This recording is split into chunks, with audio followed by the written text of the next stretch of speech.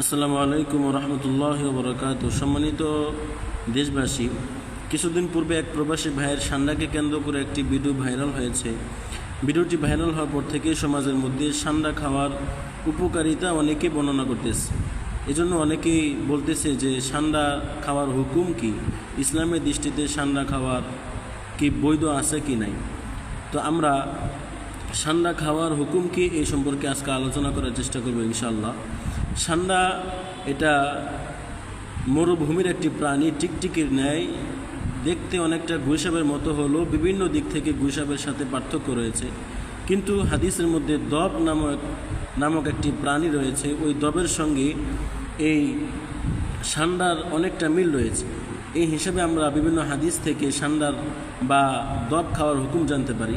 নবী আলাইহিস সালাম এক হাদিসের মধ্যে বলেন, আর দব্বুল আস্তু আকুলুহু আলা ওয়াহারিমুহু, দব আমি খাই না এবং এটাকে আমি হারামও বলি না। অন্য হাদিসের মধ্যে আছে নবী আলাইহিস সালামের সামনে এই সান্ডাকে উপস্থিত করা হয়, কিন্তু নবী আলাইহিস সালাম খান নাই, সাহাবায়ে কেরামদেরকেও নিষেধ করেন নাই, তখন সাহাবায়ে কেরাম খেয়েছেন।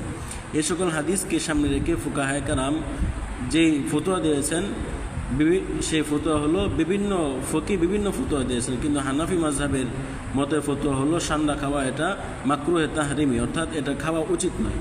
আল্লাহ তাআলা আমাদের সকলকে সহিহ বুঝার তৌফিক দান করেন, আমিন।